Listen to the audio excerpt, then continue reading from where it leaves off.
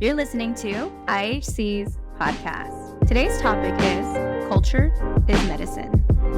Welcome to the IHC Podcast. My name is Marissa Hemstreet, and I'm from the Canyoncito Band of Navajos. I'm your host and the communications coordinator for the Indian Health Center of Santa Clara Valley, where we provide medical, dental, counseling, WIC, and prevention services to over 23,000 members, while specializing in the unique healthcare needs of American Indians and Alaska Natives.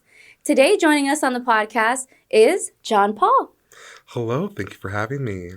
Yeah, of course. Feel free to introduce yourself. So, I'm John Paul Amaral. I go by he, him, his, and I descend from Taos, Pueblo, and Jicarilla.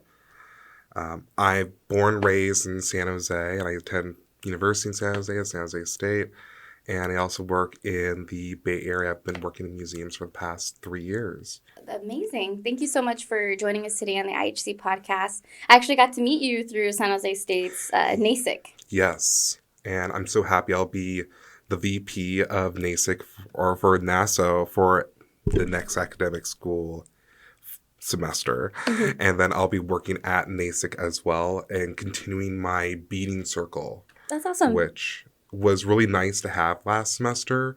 And I already have some ideas what to do for this coming semester. I'm excited.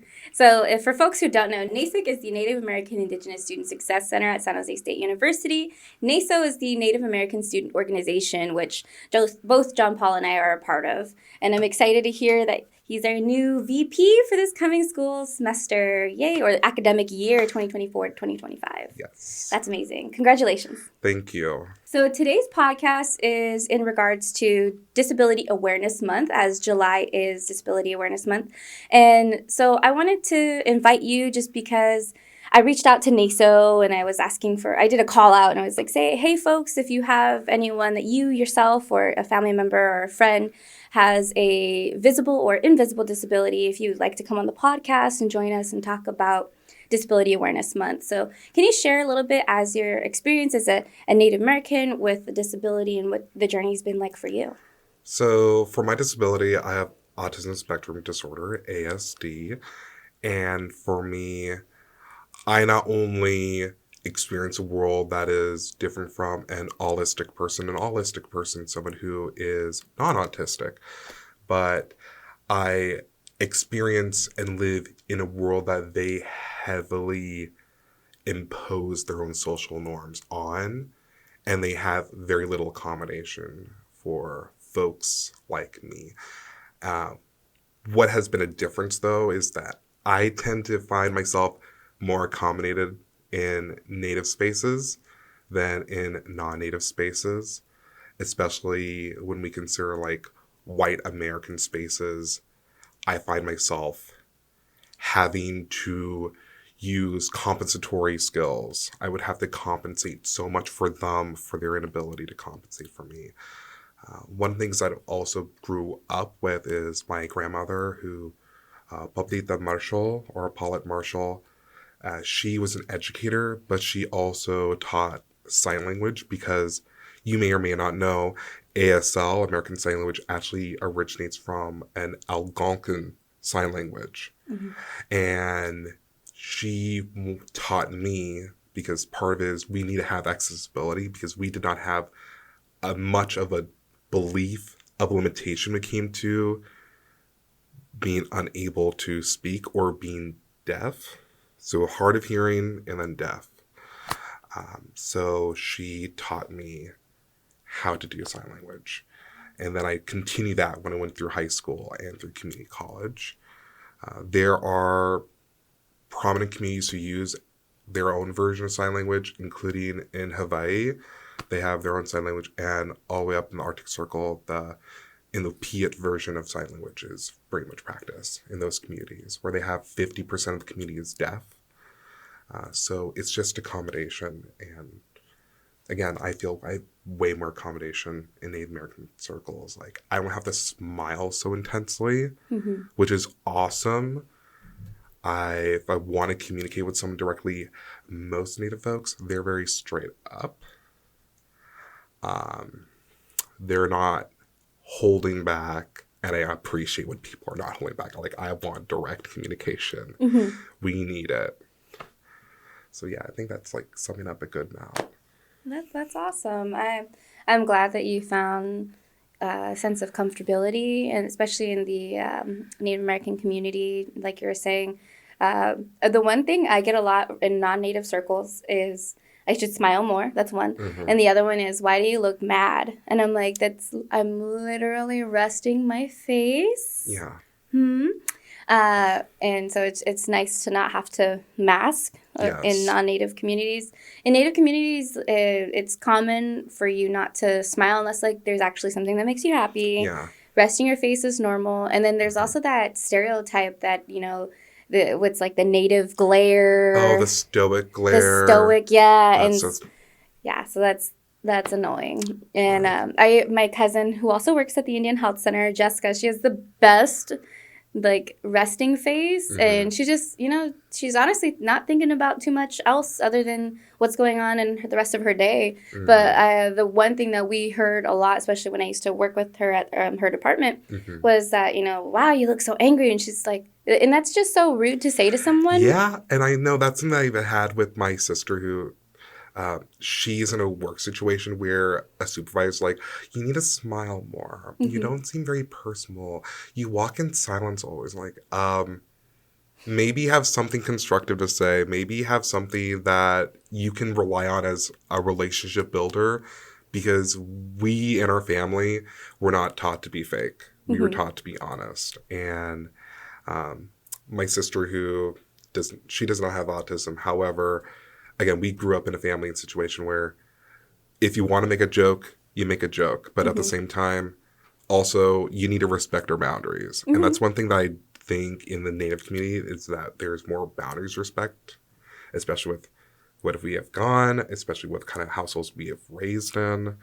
And then, of course, how we carry ourselves as adults, especially those who are going through education. We're trying to support our community, and that part of it is trying to communicate these healthy boundaries. Yeah, and I see that a lot, especially in like our talking circles. For example, the Two-Spirit group that I run, we have a talking circle to start the group, and we do have guidelines. I don't like saying rules because it just feels too hard and too fast and kind of icky. So we like to say guidelines because they're fluid. They are ever changing, and it depends on the level of the group's comfortability with everyone. And so one of our rules or guidelines in the talking circle is if you do a share, that if somebody wants to make a comment on that share, they need to ask permission. Yeah. Just because who knows, maybe what you shared you don't feel comfortable elaborating on, and that's all that you want folks to know, and that should be okay. So how has living with a disability influenced your perspective on disability awareness and advocacy within the Native American community? Oh my gosh, that's the one thing that has significantly changed as an adult. Because when I was a little kid, non-Native community, I went to a private Catholic school. I was one of the few Native kids there, even though I was light-skinned. I actually was mistreated by one of my past instructors. When my grandmother came in for traditional storytelling, my teacher refused to believe that she was my grandmother. Which this is also during a tough time where I was transitioned to a new school, and it's like, wow. And my grandmother herself, she was also a special education educator at Sacramento Unified School District. So she understood the importance of like, you are invalidating folks. And something that I found very discouraging is when I was kicked out of the elementary school because I had an IEP, individualized education program, that the school wanted to refuse to follow. And because it's a private education, especially like a private religious school, they were given the right to say, no, we can kick you out because of your needs. So I went to a public school. And then I've spent middle school and high school in the public system.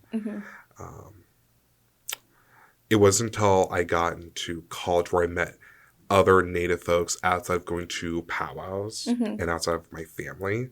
Like, it wasn't until I was working out with this one work chain, which, yeah, I would say it was Goodwill, Silicon Valley. I was working there.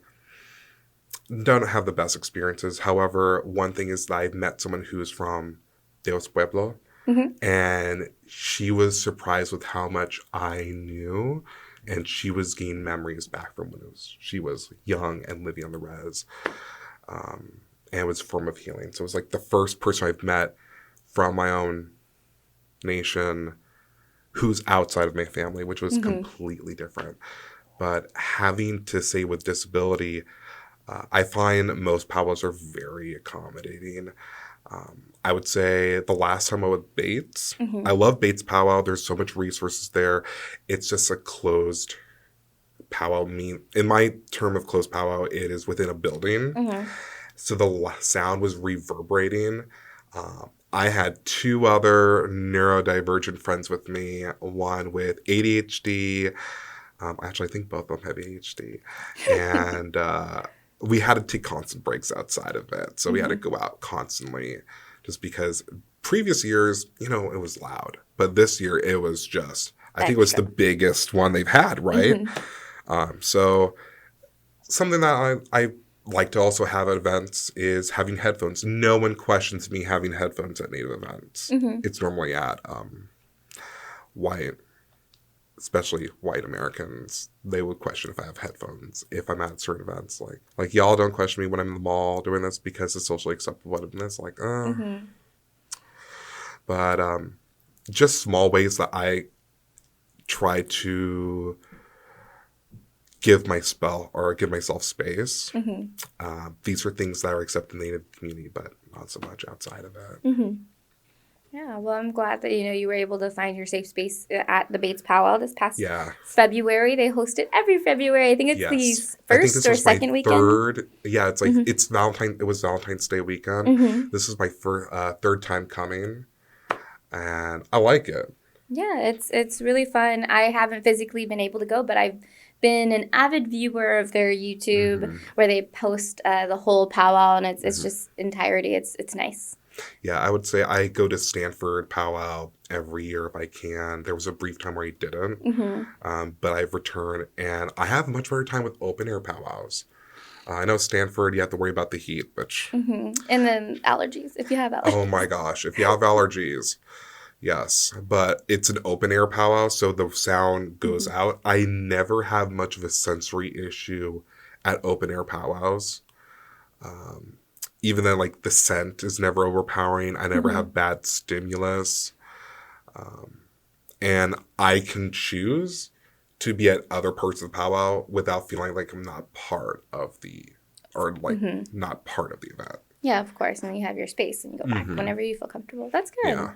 I'm glad you find ways to navigate the world that best suits you. What are some challenges that you faced as a Native American with a disability, and how have you navigated them? I think one of the biggest issues that I've confronted as a Native with a disability is the fact that I would have to say, I feel like it's very, I don't know how to best put in this words. I don't know if I feel invalidated at times where I try my best to be visible because I know other folks, if they do, because if we talk about getting a diagnosis for an autism diagnosis, there are social implications in medical fields where, although there are things that are changed, if you're a white cishet guy, you most likely receive a diagnosis. I know it's been changing because of the understanding of being autistic. It has the same rates regardless of gender, regardless of any of the genders. But then you have to take into account that medical professionals and then legal law professionals, they will try to say, well, maybe that's just your habit because you are from this minority group. So Native folks with autism are on the same par with Black folks, Latinx folks, all those folks who, because of their ethnicity, they're stereotyped in a way. Mm-hmm. I'm very fortunate that I was able to get diagnosis. I'm very fortunate that I do come from a middle-class family who was able to fight. I'm very fortunate that we didn't completely buy into autism speaks, because I swear to goodness, I'm going to hold back so many things I want to say right now. Mm-hmm. The whole mad native part, that's how I get. I can talk, but I'm going to hold back on that. But let's just say that it did not help. Autism Speaks did not help when it came to better understanding of autism. And it's only the past 10 years that I've seen better, because more autistic people have accessibility to talk about our issues. And when it comes to Native autistic people, I have a friend who's up in Seattle, and I love her. She does clowncore fashion, goth awesome. clowncore, and she's actually inspired me on a tapestry that I'm working on. But she understands sensory, so we like to talk about, like, with indigifuturism or indigenous and futurism aesthetics, as well as indigi-punk aesthetics. How can I incorporate that in my artwork? But how can we talk about our issues through art? So that's something that I've been working on with her. Nice. Getting that self-expression out there, too. Yes. So that way you don't keep it in. It's Oh expressed my through the work. gosh, that's one of the biggest frustrations with me, is that as someone who's autistic, holding it all in, it's not healthy for the build-up. And then people who are allistic get upset when you have someone who's autistic who experiences a overstimulation or sensory overload, or an autistic meltdown is the other term for it, which now we're having better studies on, but then they see as violence. So that's something where I was talking about earlier, where a Native person who may be autistic and going through a sensory overload, which I've had sensory overloads as an adult, because I've held so much stuff in and I'm trying to learn to be better as an adult, like trying to be more healthy with it, there's a whole other level. And it can be an issue with just being in the workplace. So that's something that I've had issues with, is discrimination in the workplace by an employer because they saw a autism meltdown, sensory overload, and they thought, oh, he's a violent person. It's like, no, you never gave me accommodations that I've asked you for 6 months ago, and you've refused to have a talk about accommodations. And this is what it results in. Yes. Yeah. They're letting a moment define the person. Yes. Instead of actually understanding what's been happening and listening to a person where they're like, hey, I need these accommodations. Yeah. What would you say is something that would help support a person with disabilities, especially in the Native community or and beyond? Honestly, that's something that I've been doing at my own workplace right now. So I know that there's a political discourse around having DEAI goals. However, that is quite essential, because even within my own museum organization, I work for New Museum Los Gatos. I have designed a ASL guide that's for like museum-friendly sign language. Very simple, register signs, museum signs, art, basic signs, and then of course a hard of hearing and deaf etiquette sheet. And that was part of one of my projects for the DEAI goal. So whenever we're having events, how do we accommodate for seating? How do we make sure that a deaf or hard of hearing individual retains their agency in the event? How to make sure we bring them into the conversation and not insult them. That's for, of course, one of the things that I do is, again, ASL and deaf culture. One of the things is to understand that accommodations for anyone with a disability can actually help the whole group, such as direct communication is one of the best accommodations that can be put, because for some people with ADHD, ASD, and the whole 9 yards, these are disabilities where it's good to have the open combination. Mm-hmm. It's good to have everyone understand that we're on the same page, because then everyone benefits from those combinations, such as, do you need a fidget toy at your desk? That's like a very basic thing. It goes a long way. Mm-hmm. One of my accommodations is having a 5-minute break in case things are going really hectic. I'm close to having sensory overload. I can take 5 minutes. A person could go into my position at an event, and I could walk around. I wouldn't say compartmentalize is the best term. Mm-hmm. Decompress. There we go. Mm-hmm. Decompress is the best term from all the build up, and then return. Mm-hmm. And that has been one of the best accommodations for me. If you have physical disabilities, your workplace, I believe by the ADA, have to accommodate, I know to a certain degree, Mm-hmm. but at least in most museum fields that I've been, the way that they even have to have the building structured has been very accommodating. Mm-hmm. I can't say for certain state or national parks, but because they're underneath ADA as well, because even that they're a federal, Mm-hmm. they're underneath a federal agency, they have to. But of course, if you have a private, I know sometimes it's about like how many employees do you have versus what you can do. Mm-hmm. And that's something that you need to look into.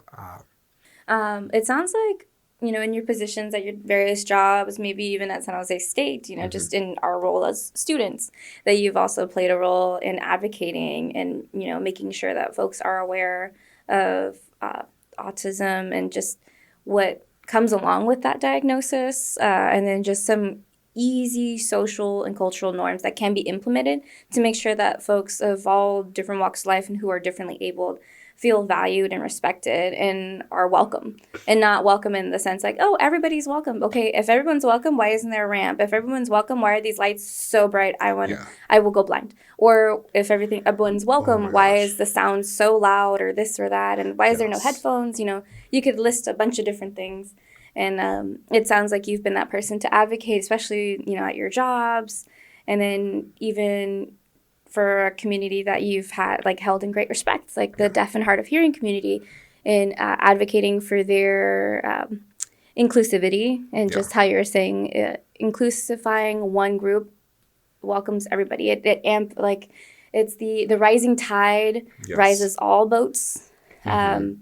And so I see that. So thank you for being an advocate for folks of the autism community, or ASD, ADHD community, and for folks who are deaf and hard of hearing, because it sounds like, the work is never ending, but it's getting there. It's never ending, but the one thing is each step builds into it, and that's one thing that I like about what I can do for all the different intricacies.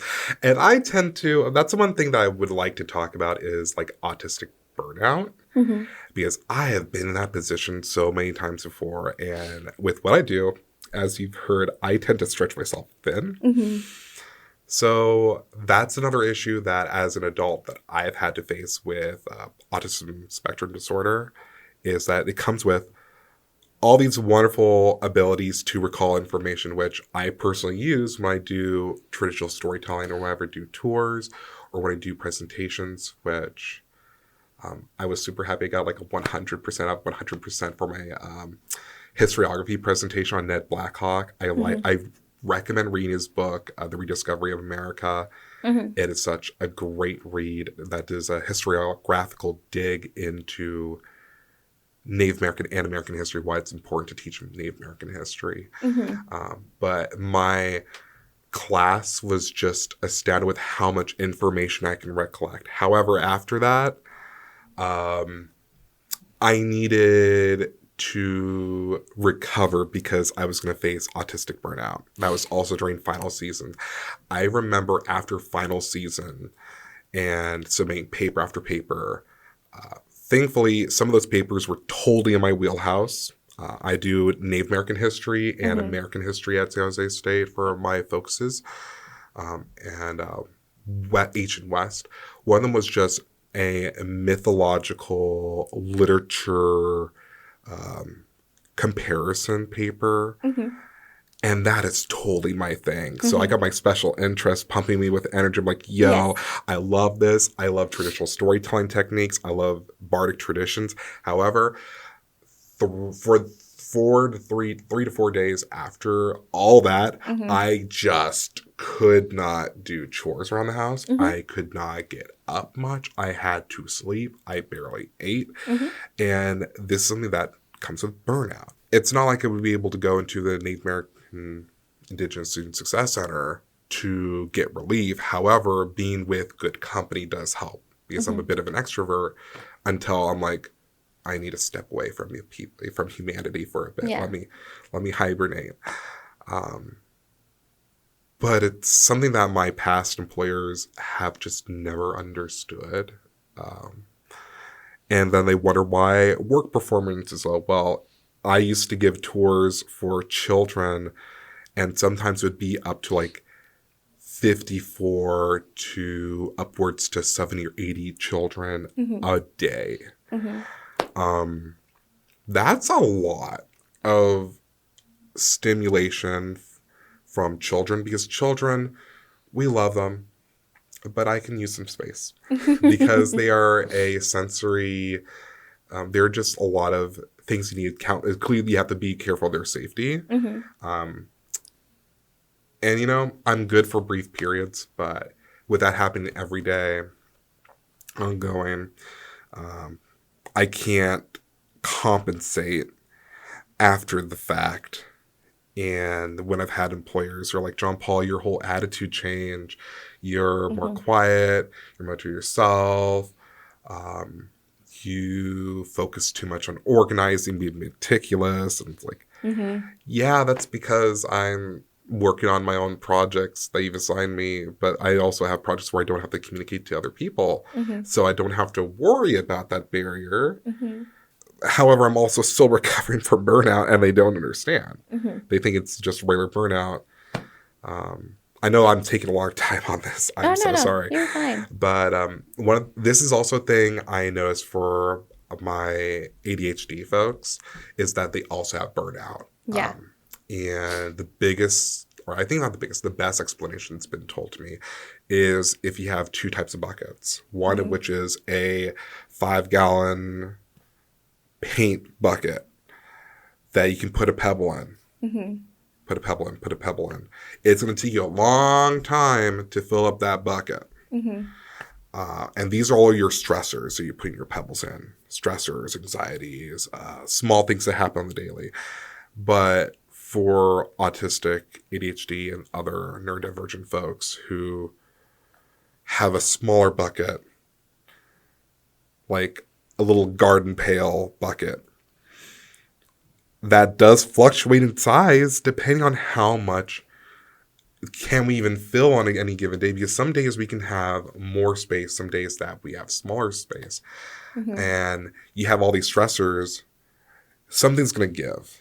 And sometimes we have stressors we have things that take away the stressors from our buckets. It's amazing when it takes it out for us. So again, getting that statement I was talking about, like, when I have a special interest, I can go. I have energy. I have speed. I am great. But then when it's a project that I'm already struggling with, nearing burnout. Yeah, or you just don't want to do it. Oh my gosh. Pathological demand avoidance is a pain. Oh my gosh. It's if you've been there, you've been there. Yes. If you know someone who's been there, you know what's like. It is a pain. And then I get called lazy because of it. It's like, no, I'm not lazy. It's just, this is a subject that I'm really either not into or that I like to avoid because it causes me such horrific stress. Or it's just not fun. Or it's not fun.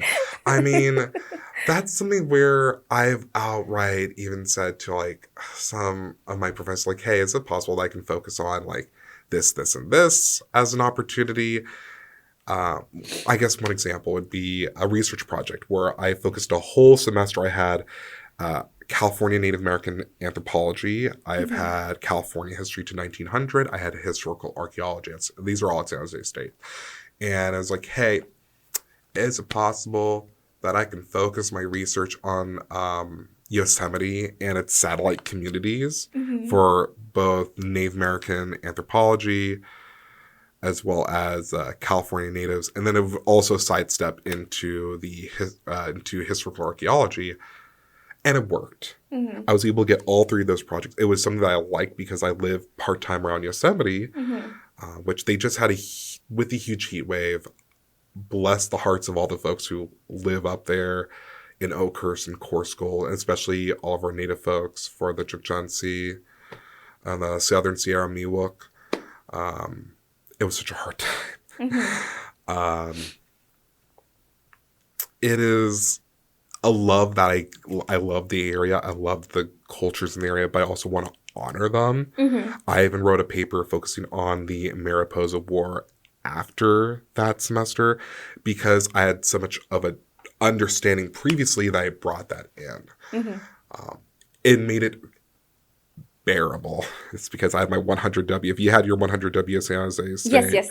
oh my gosh, it can be such an intense course. It's a writing workshop course that for history majors, we have to write 3, at minimum 10-page papers, not including your footnotes, not including your citations. And for me, I brought in photo evidence because I was able to use teaching tools that my grandmother used, which is great. It means that I'm very involved with the subject. But this is different to... You must study this one thing that you have no real background in. Like, I'll do it because I have to for the grade. Do I want to? No. Can I please focus on this? I know we're talking about, like, the Black Hills, but can I focus on, like, Native American interactions on the reservations or, like, the whole laws of the era? I guess we're going to have to talk about gold mining because it's a thing in California. Yeah, it's a thing in California, but it's also a thing over there. And we have to talk about historical archaeology and then how it's medium. Like, you really, okay, cool. I can highly relate to all of this. For folks who might not know, 100W is a writing class that's specific to San Jose State or whichever university you're at. And basically, it's writing for your major. So, like, my major is kinesiology. And for mine, I had to research a unique injury. And I was like, what's a unique injury? And it had to be something that correlates two totally seemingly unrelated things. So my 100W essay was on the FHL tendon issue, which is the flexor hallucis longus, because I had to write it a million times, and just its prevalence of injury between ballet folks and soccer. You know, I can totally see that being a thing. And that's just, I love that. I love weird research. Again, gosh, I want to say one of my favorite research projects was about Two-Spirit history in the Southwest, especially like a long-term Two-Spirit history, which came out with a 100%. I even made a necklace to call. I should have worn that necklace today. Darn. In the future. Yeah. But when for the 100 Ws, it's also a thing where if you may not have the energy, one of the biggest tips that I give to just in general for folks taking 100W is to take a physical education course, because you're not going to want to do it if you're like low on energy outside of your classes. But if you have that, it helps reduce the stress through it. Yes. It gives you some, especially for autistic folks, we love a good ritual. Because ritual provides security, rituals provide soundness in life. And that ritual can include going to a class and making sure we have other people to keep us onto it when it comes to working out. And that could just be as simple as, I know I took one semester, I took both Hatha Yoga and weight training. I was great. I was taking metalsmithing that same semester and two anthro classes. That was great. I needed it. Gods. But still, it's just, when you have all that stress, it's just burnout. Burnout's always the big thing. And I'm glad that we're getting more discussion on burnout, but we need more research on burnout and how it affects neurodivergent folks. Yeah. Okay. So like you were saying, the rituals help. Yes. And then knowing your limits would also, and then also just as folks who might not be a part of the autism spectrum, but I mean, everybody's part of it because it's a spectrum, but I digress. So that folks who can support with their loved ones who have other disabilities or who are differently abled, that they can make space and allow that person that time that they need, maybe give them, you know, a little breathing room and let them just work through what they're working through. Yeah, and that's another thing that I would have to say is don't infantilize folks who have neurodivergent disabilities. That's the thing that I hate about being an autistic adult at times, that people often see autism as like a childhood disability. And this results in people who only see us as children. There was one speaker that attended a talk where they were speaking at, and they were referring to us more very infantilized. And I'm like, if we're discussing about murdered, missing Indigenous peoples, which I'm so glad I was able to pick up the shirt. Yay. Sporting our IHC specific apparel for MMIP month, which is May. So that's the one thing that I have to be like very vocal about, because I've had my grandmother and her siblings were part of that group. They were sent to an orphanage. All four of them were sent to an orphanage for their childhood. What happened with my great-grandmother and circumstances that she had to go to the point where for her, when they were offering tribal cards, she refused to pick up a tribal card because she knew in New Mexico at the time, and then in Colorado at the time, if you were native off the res, you're not going to have a great time. I think it's the best time. We're talking about content warning. I know we should have had that content warning at the beginning, but discussions of murdered, missing Indigenous people. If you had a tribal card and you were off the reservation, you had a higher than risk to be killed. And of course, we're talking about human trafficking, and that was another part that's part of the family. So, and of course, for now, we definitely talk about Two-Spirit folks who are actually at a higher risk, especially for Two-Spirit folks. Part of the woman Two-Spirit folks are at the higher risk of human trafficking and sex trafficking, which is the fetishization. It lowers our standing in other people's eyes. Not saying that we are lowering our standings, but other people are using that as justification for lowering their view of us. For autistic people, if we treat autistic Native folks as infants, as they're not able to take care of themselves, rather than we are expressing different levels of needs at various times, and we respect that and provide them agency. It also makes sure that they have agency to speak out. Again, providing the tools for everyone to use, the verbiage for everyone to use has been such a great thing. But going to a talk and then feeling like, oh, am I really on par with these folks? Or like equality is like, I'm still going to advocate for my community because there has to be. And then, of course, I advocate for my communities. But there can always be a discussion for change, and if for discussion that needs to be to push, especially pushing for change, it's normally on the local level, and then we build up on that. Have you seen attitudes from folks evolve over time as you've lived with this disability and you've made more folks aware of what it is for you and just the realities of things that you need? And have you seen their ideas and, their beliefs kind of evolve around this?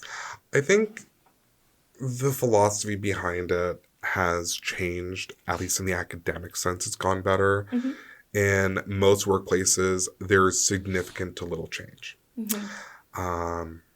Like, I worked with one museum organization that used me for tokenization purposes. Like, oh yeah, you're autistic. You can test for like, what if kids have sensory issues? Mm-hmm. But then refused to provide me the accommodations that I needed. I've had folks who still think, well, I would have never guessed you had autism. Mm-hmm. That's something where I've had a relationship in the past where he was like, oh, I would have never guessed you're autistic. Well, that's because I do a pretty damn good job. However, get me talking on one of my special interests. Boy, howdy, will I not shut up. And I'll pull all those facts out. Oh my gosh. I'm a history major. We do Chicago style. I will not only have those facts out and ready, but I have them cited down to the page and edition of the book. And I will be like, you want to read more? I have a reading list for you. Yeah. But that's the same thing where I always have to keep update with.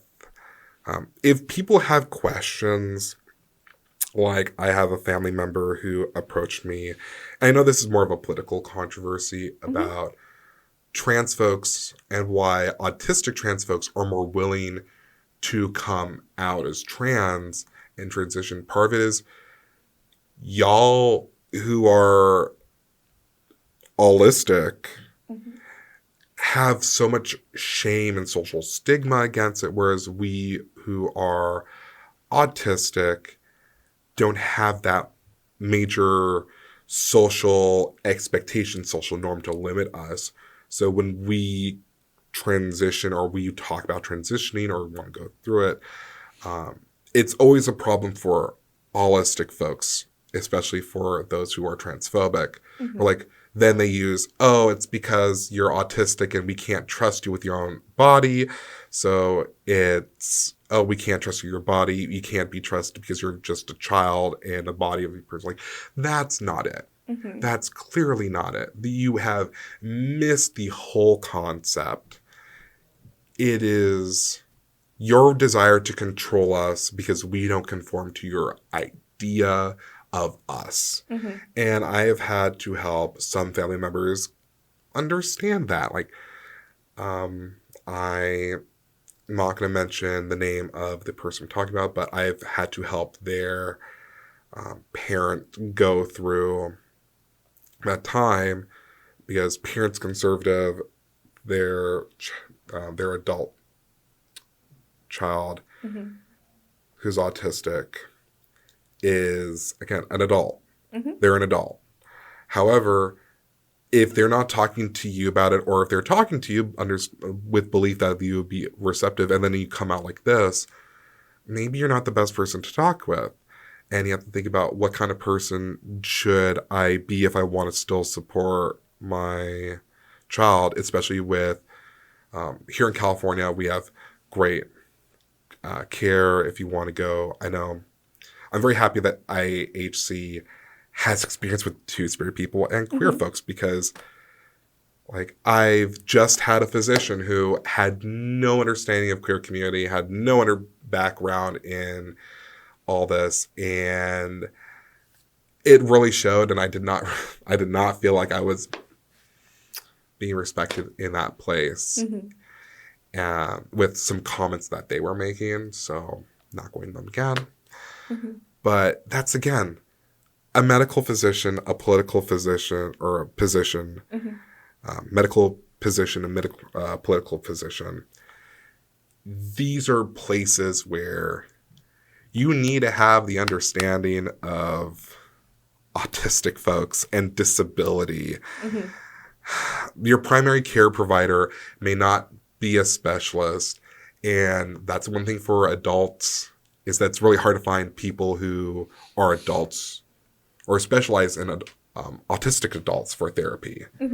I think the closest one that I found that would have gone with my insurance is all in San Francisco. Yeah. I'm like, it's far. I'm a trained princess in a privatized transportation world. I'm not driving an hour and then not being able to find parking in San Francisco just to get like good care.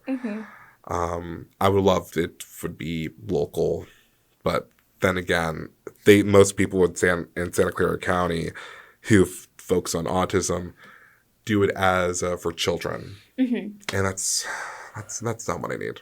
Yeah. So that's always been a barrier, I would say. I know we've talked about barriers, but that's something where I'm not familiar. Does the IHC provide services for like psychology or therapy for autistic folks? Yes, I'm not sure specifically about any specific disability, but I do know we do provide counseling services, and our motto is where everyone is welcome and they're well versed. Our psychologists, our licensed social workers, and whatnot. Awesome. Especially in like the Native American community. I just feel like I talked way too much, and I apologize. No, you're fine. Well, if anything, it gives me more like content for the podcast. So perfect. No worries there. And then it's important to make sure that these insights are heard, because not so often do you get to hear folks speaking about their disability or the trials and tribulations that you face. Yes. And just like how unaccommodating the rest of the world can be, and like you were saying, in an allistic world. Yeah. And so much of the things that you were saying, I was like, oh my goodness, I relate. I have ADHD and overstimulation, for sure. I was at, where was I? Well, most recently I was organizing things for a trip, picking what day, creating an itinerary so she knows what's happening. And while I was creating that itinerary, my partner started to lean on me, and just like his facial hair like hit my arm. I was like, get away from me right now. Get away from me. And he was like, but I just want to see. I was like, stop touching me while I am focused on this thing. And so I completely felt that over. I was like, and eventually I would just like face palmed, and I was like, get out of here. Let me do this. I will share it with you when I'm done, but do not talk to me. Do not look at me. Don't breathe on me. I mean, at that point, it's like, hey, here's a Build-A-Bear. Yeah. Go play snuggle with the Build-A-Bear in the meantime. And that's one thing that I appreciate discuss about dating as an autistic folk or as autistic person. Again, I like direct communication, but also like folks who I can communicate with both verbally and non-verbally, and you have to be in the space of like understanding communication. And non-verbally can also include me doing sign language. So little things that I end up having to teach people is through sign language, because sometimes I'm like so overstimulated I can't do English. So I have to do ASL. And it's like, I could do Portuguese as well, a little to an extent. But like, this is Azorian Portuguese, which there's a lot of Azorian Portuguese people. I'm myself. So I am native and Luso for Lusitanian Portuguese. It's very interesting when you have like Southwestern cooking and then Azorian cooking. It's like, damn, there's a lot of great flavors, and oh my gosh, that dessert table.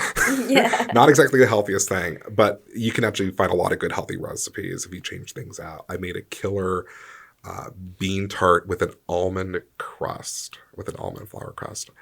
It was great. First time doing an almond flour crust too. Amazing. What was I talking about? Oh yes. But like dating wise, it's just a lot of direct communication.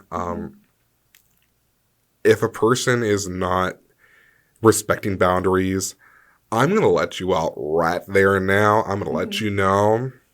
And I advise that for autistic adults, like you should be able to communicate your boundaries.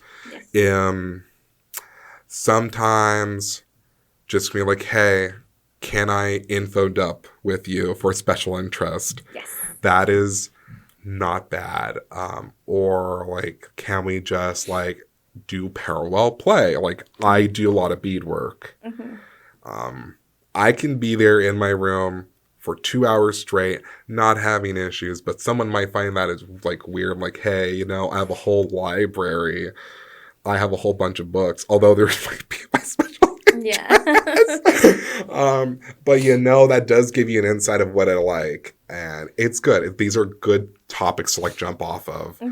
Sometimes it is good, even like friendship wise. Sometimes you can go to Google. Then you can go to your friend who has special interest and who's neurodivergent, because they will like Yeah, give you everything and more. And they might give you read material, which is always great. Yeah. Credible sources. I don't like that. Yeah. But yeah, that's my thoughts on autistic people and dating. I'm not sure. Some people might find that helpful. Honestly, again, living as an autistic adult has been a challenge to be healthy, but it's been so much more liberating. Oh my gosh. I'm glad. What advice would you give to folks, to other Native Americans who might be navigating similar experiences with disabilities? I would say make sure you find first of all, make sure that your PCP is respective about that, because they can give you referral to certain services. Next, it is best to, if you're looking for organizations to get support from for certain disabilities, do look at their staff. Are they also folks who have disabilities? If you're going to look at an autistic organization, is the staff predominantly allistic folks with some token autistic folks where they're not even disclosing? Or is it predominantly an autistic run organization who understand, they have clear visuals and reports, they have clear messages, they work with autistic confirming. I know autistic confirming sounds like nonsense, but no, we need to have folks who understand autism with childhood and then adults. Yeah.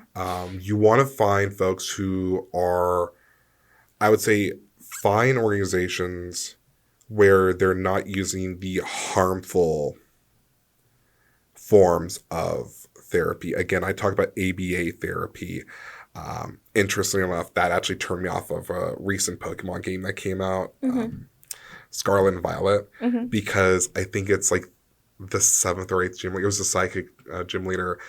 They had you do smiling, sadness, all these facial expressions like, I'm sorry, and this like emotional scale testing or something like that. That feels like what I had to go through as a childhood. And it's trauma-inducing. It is a bit trauma-inducing. I was able to take it because part of my background is genocidal studies, and you get to learn techniques on how to survive very harsh events. And so I was like, however, it's like that was the one experience that I really did not like about that game. However, I really enjoyed like everything else. Just that's like, really? You couldn't do like a walkway, which is so cool. There are a lot of, I know there are influencers on TikTok and Instagram. I think one that I really enjoy looking at is Daniel Jones. Also goes by the Aspie World. That's THEASP, no, PIEWORLD.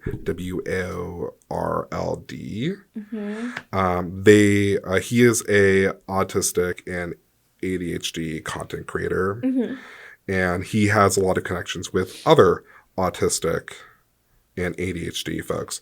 Another person who I recommend is Rebecca Faith Cruz. They go by Rebrabon_Bon. She is an actress or writer as well as an autism advocate. And she shares often enough a lot of studies that are popping up. Or she'll also, one thing I like is when a person's able to correct a previous statement with additional studies. And that's like, you don't need to stand firm on your ground with that. You are, with more information, we have better understanding. Nothing's just set in stone.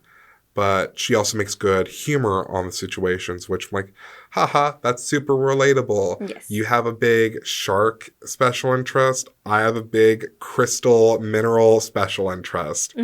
Like, you find similarities. Yes, and we can make jokes about our situations, which is humor's at the gallows, but also a community bonding. Yeah. So those are just a couple of folks who I recommend. Yeah, seek out community. Yeah.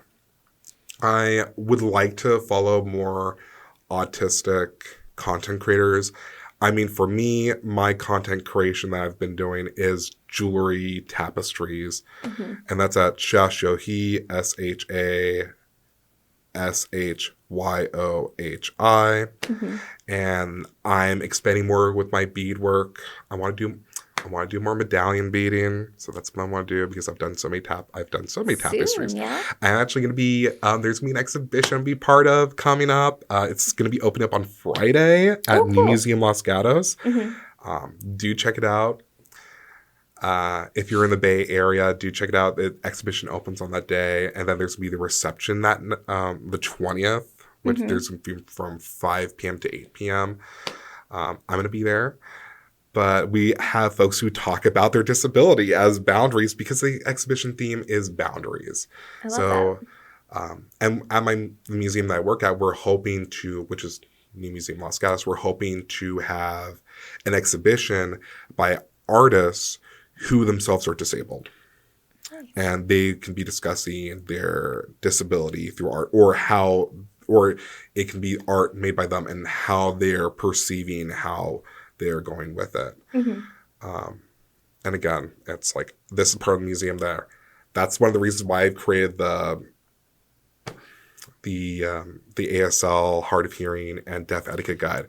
Because if we're going to be talking about disabled folks within the museum, we want to make sure we can cater to disabled folks when we're in the museum. Yes.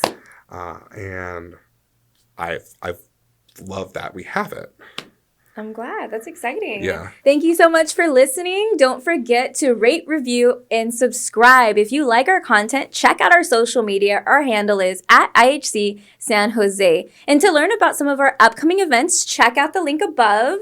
And that'll be to our IHC events page where we host all of our events on there. And you can learn about things that are coming up in the next week or so, in the next month. One of the things to keep an eye out is John Paul's art exhibit that's coming up this coming Friday. This episode will post in about a week or two, but hopefully it'll still be up and you'll be able to check it out. It's going to be up from July 19th all the way to October 6th, so you're not going to be missing. You don't have an excuse. You better check it out. Watching you. All right. Thank you. Bye.